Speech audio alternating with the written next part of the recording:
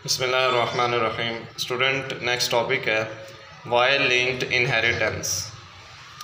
अब तक हमने एक्स लिंक ट्रेड्स के बारे में पढ़ा है।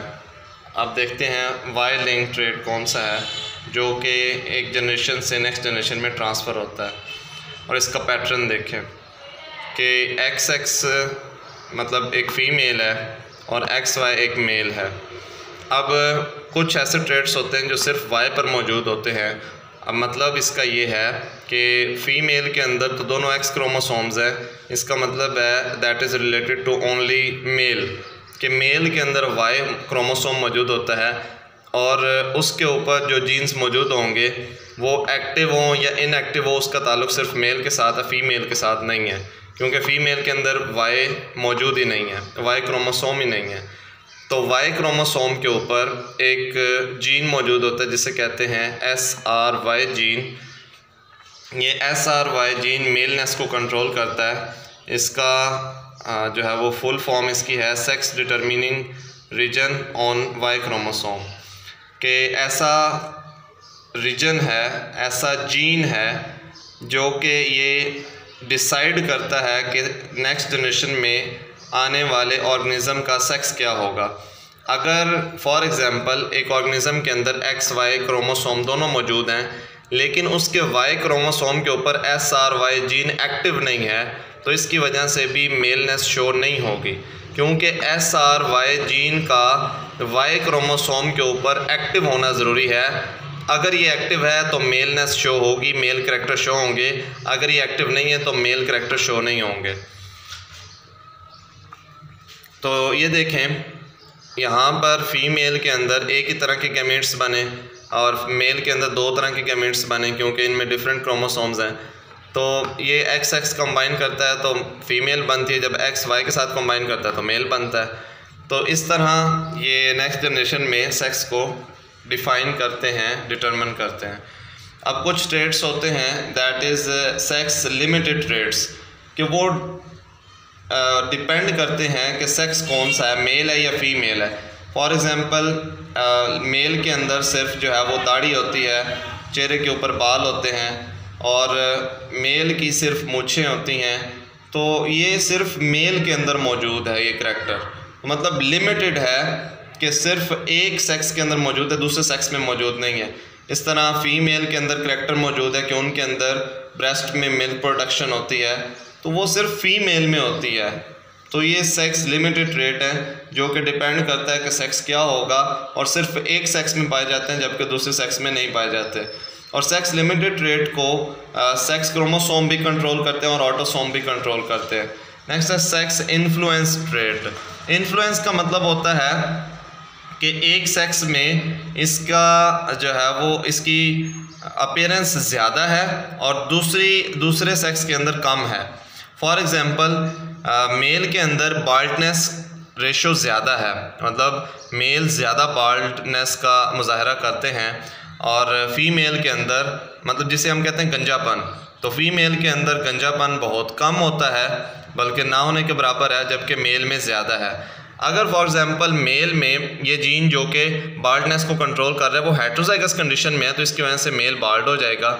अब होमोज़ाइगस डोमिनेंट कंडीशन हो या हेट्रोज़ाइगस डोमिनेंट कंडीशन हो, तो ये सिचुएशन तो इजीली आ जाती है। हेट्रोज़ाइगस डोमिनेंट कंडीशन तो इजीली आ जाती है। तो अगर फ़ीमेल के अंदर हेट्रोज़ाइगस डोमिनेंट कंडीशन है तो उसमें बाल्डनेस नहीं होगी, जबकि मेल के अंदर अगर हेट्रोज़ाइगस डोमिनेंट कंडीशन है तो बाल्डनेस होगी और मेल जो है वो गंजापन उसमें ज़ाहिर होगा। तो ये भी जो है वो रिलेटेड टू सेक्स है, लेकिन एक सेक्स के अंदर ज़्यादा इसकी रेशो पाई जाती है और दूसरे में कम पाई जाती है, इसलिए इसे सेक्स इन्फ्लुएंस ट्रेट कहा जाता है। नेक्स्ट है हमारा लास्ट टॉपिक इस चैप्टर का, दैट इज़ डायबिटीज़ मेलिटस, जिसे शुगर की बीमारी कहा जाता है। ये वो सिचुएशन है जिसमें ब्लड ग्लूकोज लेवल इंक्रीज़ कर जाता है। देखिए, हम जो खुराक खाते हैं फॉर एग्ज़ाम्पल कार्बोहाइड्रेट्स वगैरह, तो उसे सिंपल सब्सटेंसेस ग्लूकोज में कन्वर्ट किया जाता है। ग्लूकोज को जब स्मॉल इंटेस्टाइन से एब्जॉर्ब किया जाता है तो इसे सेल में भेजना ज़रूरी होता है। अगर ग्लूकोज सेल में मौजूद है और मज़ीद सेल को ग्लूकोज फ़िलहाल नहीं चाहिए तो इसे लीवर की तरफ भेज दिया जाता है। लीवर के सेल्स इसे एक्सेप्ट करते हैं और इसे ग्लाइकोजन में कन्वर्ट करके अपने अंदर स्टोर कर लेते हैं। बहरहाल ये ज़रूरी होता है कि ब्लड ग्लूकोज लेवल को मेंटेन किया जाए। अगर ब्लड के अंदर ग्लूकोज लेवल इंक्रीज़ कर जाए तो इस सिचुएशन को कहते हैं डायबिटीज़ मेलिटस। तो ये दो टाइप्स की हैं, इसका मतलब रिलेशनशिप है जेनेटिक्स के साथ भी, क्योंकि ये जो ब्लड ग्लूकोज लेवल है ये डिक्रीज़ कैसे होता है, ये इंसुलिन की वजह से डिक्रीज़ होता है। जब ग्लूकोज लेवल इंक्रीज़ हो जाता है ब्लड के अंदर तो इंसुलिन रिलीज़ होती है पैंक्रियाज से। तो पैंक्रियाज के बीटा सेल्स इंसुलिन पैदा करते हैं और उसे रिलीज़ करते हैं ब्लड के अंदर। तो पैंक्रियाज जब ब्लड के अंदर इंसुलिन रिलीज़ करते हैं तो ये इंसुलिन का काम है कि ब्लड से ग्लूकोज को उठा के सेल में देना, या ब्लड से ग्लूकोज को उठा के, मतलब अगर वो नॉर्मल सेल्स को दे रहे हैं, मतलब बोन सेल्स को दे रहे हैं या मसल सेल को दे रहे हैं तो वो भी सेल हैं, और अगर वो लिवर की तरफ जा रहे हैं तो लिवर के भी तो सेल्स ही हैं ना, मतलब कि ब्लड से उठा के सेल्स, बॉडी सेल्स को ग्लूकोज डोनेट करना, ये इंसुलिन का काम है। अब इंसुलिन एक प्रोटीन का नाम है। अगर प्रोटीन ही नहीं पैदा होती तो प्रोटीन आपको पता है कि जीन की ट्रांसक्रिप्शन और ट्रांसलेशन से पैदा होती है, तो ये मतलब एक जेनेटिक डिसऑर्डर है अगर प्रोटीन ही नहीं पैदा होती रिसेसिव एलील की वजह से। तो ये नॉर्मली 2 टाइप्स की हैं diabetes mellitus, that is type 1 and type 2। Type 1 को हम IDDM भी कहते हैं, इंसुलिन डिपेंडेंट डायबिटीज़ मेलिटस, और टाइप 2 को हम कहते हैं NIDDM, मतलब non insulin dependent diabetes mellitus.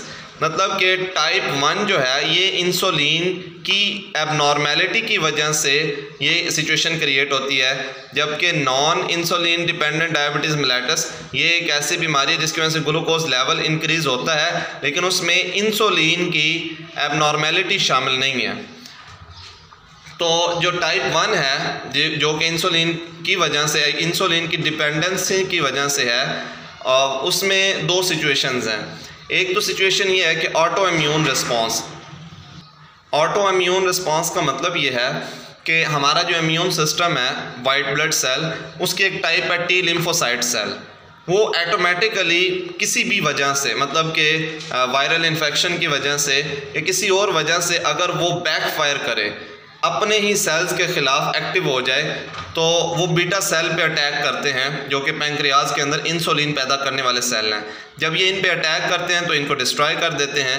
Beta cell की डिस्ट्रक्शन की वजह से इंसुलिन पैदा नहीं होती, जिसकी वजह से ब्लड ग्लूकोज लेवल इंक्रीज़ हो जाता है। अब इसे मेंटेन करने के लिए फिर इंसुलिन का इंजेक्शन बाहर से लगाना पड़ता है। और सेकंड मसला ये है, मतलब दूसरा पॉइंट ये है टाइप 1 में ही, दूसरी सिचुएशन ये है कि रिसेसिव एलील्स हों, क्रोमोसोम नंबर 11 पे अगर इंसुलिन पैदा करने वाले एलील्स रिसेसिव फॉर्म में है, ये देखें आई मैंने स्मॉल सिचुएशन में लिखा है, स्मॉल लेटर में लिखा है, तो अगर ये रिसेसिव एलील्स हैं जो, तो इंसुलिन पैदा नहीं होगी, क्योंकि डोमिनेंट एलील्स होंगे, होमोजाइगस डोमिनेंट या हेटेरोजाइगस डोमिनेंट कंडीशन होगी, तो इंसुलिन का जीन एक्टिव होगा और वो इंसुलिन प्रोटीन पैदा करेगा। और रिसेसिव फॉर्म में ट्रांसक्रिप्शन ट्रांसलेशन नहीं होगी, इंसुलिन पैदा नहीं होगी, जिसकी वजह से ब्लड ग्लूकोज लेवल इंक्रीज़ कर जाएगा। ये था IDDM, insulin dependent diabetes mellitus. और सेकंड वन है type 2, that is non insulin dependent diabetes mellitus. इसकी एक ही वजह है, दैट इज़ ओबेसिटी, मोटापा। मतलब कि आपकी बॉडी के अंदर अगर फैट्स की कंसंट्रेशन इंक्रीज़ हो जाती है, लिपिड्स की कंसंट्रेशन इंक्रीज़ हो जाती है, तो इसकी वजह से ये प्रॉब्लम क्रिएट होता है ओबेसिटी की वजह से।